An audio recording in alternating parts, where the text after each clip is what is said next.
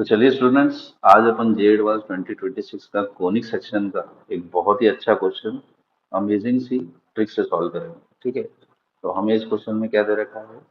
Consider the ellipse, है ना। हमें एक इलिप्स दे रखा है, उसकी इक्वेशन दे रखी है X square by 18 plus Y square by 12 बराबर है।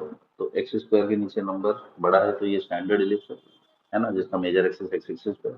फिर हमें क्या बोल रखा है कि let H be the hyperbola whose eccentricity is the reciprocal of the eccentricity of the ellipse। तो हमें एक हाइपरबोला के बारे में इंफॉर्मेशन दी है कि जो उसकी इसेंट्रिसिटी है वो इसेंट्रिसिटी ऑफ इलिप्स का रेसिप्रोकल है, और उसका जो फोकस है वो same as that of ellipse है। तो फोकस तो जनरली क्या होता है, A E comma zero, A H comma zero ले लेता हूँ हाइपरबोला के लिए। अब इलिप्स की इसेंट्रिसिटी निकालता हूँ और उसका फोकस निकालता हूँ। इसेंट्रिसिटी ऑफ इलिप्स का तो सिंपल सा फॉर्मूला है, square root of under root 1 - b² by a² X axis वाले इलिप्स के लिए। तो इसेंट्रिसिटी ऑफ इलिप्स यहाँ से क्या निकल के आ जाएगा, अंडर रूट 1 - b² मुझे 12 दे रखा है, a² 18 दे रखा है, तो ये अल्टीमेटली आ जाएगा 1/3। तो 1/√3 आ जाएगा इसेंट्रिसिटी ऑफ इलिप्स। अब फोकस ऑफ इलिप्स को मैं क्या ले सकता हूँ, ए ई ई ई कॉमा जीरो। ए ई कॉमा जीरो होता है जनरली फोकस, इलिप्स के लिए मैं उसके नीचे ई लिख रहा हूँ। ठीक है, तो ए की वैल्यू मेरे पास क्या निकल के आ रही, ए स्क्वायर मेरे पास 18, ए कितना हो जाएगा 3√। तो 3√2 को अगर मैं इसेंट्रिसिटी ऑफ इलिप्स से मल्टीप्लाई करूंगा, दैट इज 1/√3 कॉमा जीरो। तो इलिप्स का मेरे पास फोकस निकल के आएगा, यहाँ पे कितना निकल के आएगा बच्चों, √6 कॉमा जीरो। और ये सेम फोकस हाइपरबोला का होगा, हाइपरबोला का फोकस भी क्या है, √6 कॉमा जीरो। तो यहाँ से इसेंट्रिसिटी मेरी इलिप्स की 1/√3 आएगी, तो हाइपरबोला की इसेंट्रिसिटी √3 आ जाएगी। ठीक है, एंड देन फोकस का कोऑर्डिनेट √6 कॉमा जीरो है, तो वो किसके बराबर होगा, ए एच ई एच मेरा √6 के बराबर होगा। तो ए आ जाएगा मेरे पास हाइपरबोला का, दैट इज √3 बराबर √6।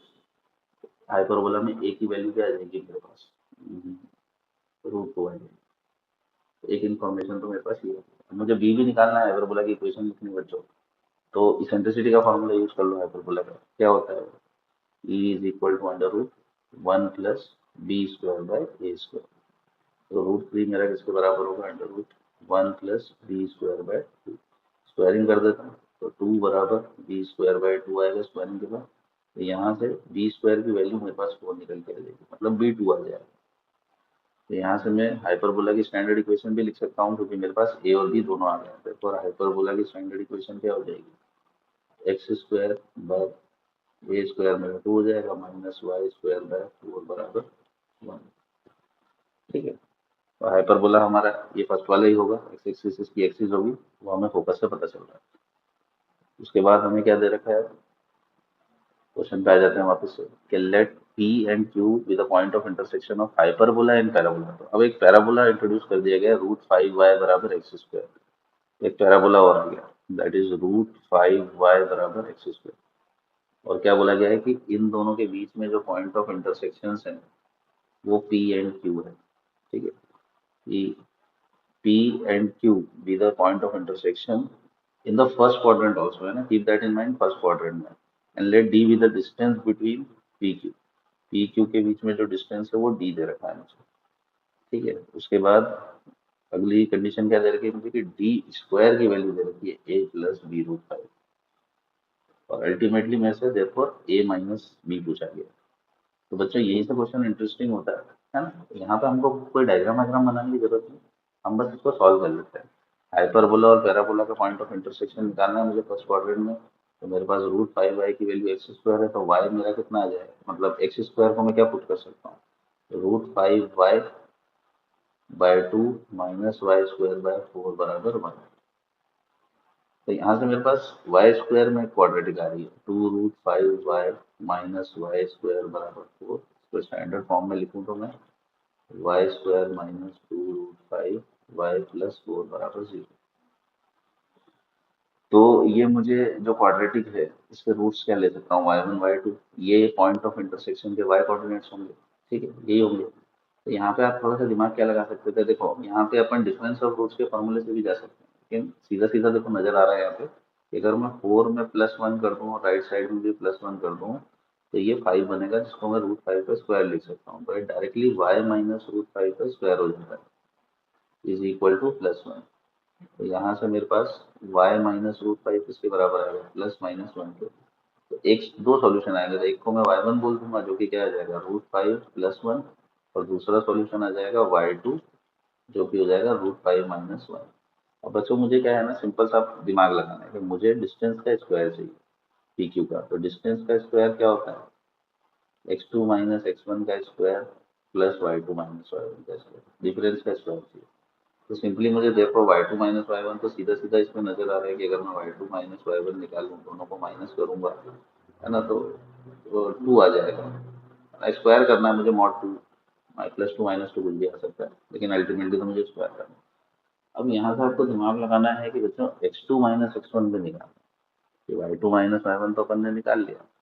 तो जब मेरे पास y1 आ गया है जैसे, है ना, और पहले तो मुझे चेक करना है बच्चों, ये तो मैं भूल ही गया कि y1 y2 क्या है, फर्स्ट क्वाड्रेंट में है कि नहीं। √5 + 1 ये भी पॉजिटिव होता है, और √5 - 1 ये भी पॉजिटिव होता है। तो ये दोनों ही सॉल्यूशन एक्सेप्टेबल है क्योंकि ये दोनों ही पॉइंट फर्स्ट क्वाड्रेंट में आ रहा है।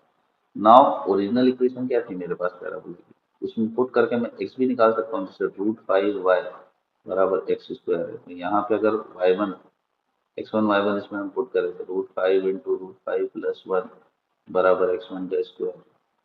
x1 का स्क्वायर मेरे पास क्या आएगा यहाँ पे, 5 + √5, ठीक है। और सिमिलरली x2 का स्क्वायर मेरे पास यहाँ से आ जाएगा 5 - √5। तो मुझे x2 - x1 का होल स्क्वायर चाहिए, है ना। तो x2 - x1 का होल स्क्वायर आप यहाँ से निकाल सकते हो, जैसे x2 माइनस इसको एक्सपेंड कर दो। x2 - x1 का स्क्वायर क्या होगा, x2 का स्क्वायर प्लस x1 का स्क्वायर -2 टाइम्स x1 x2, और y2 - y1 का स्क्वायर तो अपन ऑलरेडी निकाल चुके हैं।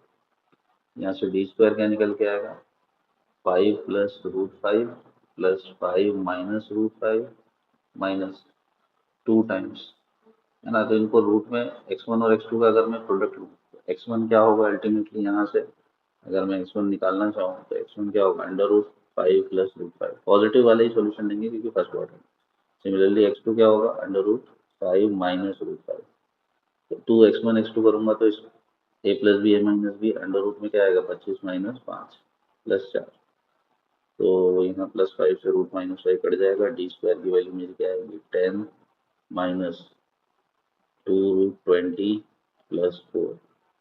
यहाँ से अल्टीमेटली डी स्क्वायर मेरा क्या निकल के आ रहा है, 14 - 20 से भी तो बाहर निकाल लो तो 4√5 आ जाएगा। तो अल्टीमेटली डी स्क्वायर की वैल्यू मेरी आ रही है बच्चों 14 - 4√5। ये मेरा फाइनल आंसर आ रहा है। क्वेश्चन ने क्या बोला था कि डी स्क्वायर कैसा आएगा, a + b√5। तो 14 - 4√5 को यहाँ से कंपेयर कर लेते हैं। तो a मेरा क्या निकल के आएगा 14, और b मेरा क्या निकल के आएगा यहाँ -4। तो मेरे से अल्टीमेटली a - b पूछा गया था, तो 14 - -4 18 would be my the final answer. तो फाइनल आंसर मेरा क्या आ जाएगा, 18 आ जाएगा। तो थोड़ा सा बच्चों लेंथी क्वेश्चन है, टफ नहीं है ना, लेकिन अच्छा क्वेश्चन कोनिक सेक्शन का पूछा गया है, तो अल्टीमेटली फाइनल आंसर अपने इसका 18 आना चाहिए। तो ध्यान दें, अच्छा क्वेश्चन है, उसको जरूर से जरूर सॉल्व करें क्योंकि आने वाले सालों में भी इस तरह का क्वेश्चन हमें देखने को मिल सकता है। बस हमने एंड में थोड़ा सा दिमाग लगाया कि पहले तो हमने क्या है कि वाई में जब ये क्वाड्रेटिक बनाई थी तो इसके दो ही रूट्स थे, y1 y2। तो दोनों ही पॉजिटिव आ रहे थे तो दोनों एक्सेप्टेबल है ना, हमने सॉल्व कर लिया, दोनों निकाल लिए जल्दी से।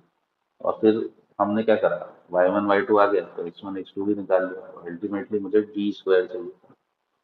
तो दैट इज क्या होता है, x2 - x1 का स्क्वायर प्लस y2 - y1। तो हम डिफरेंस में इंटरेस्टेड होते हैं, हमने डायरेक्टली डिफरेंस कैलकुलेट कर लिया। Hope you like the solution guys, है ना। Follow the channel, subscribe the channel for more updates.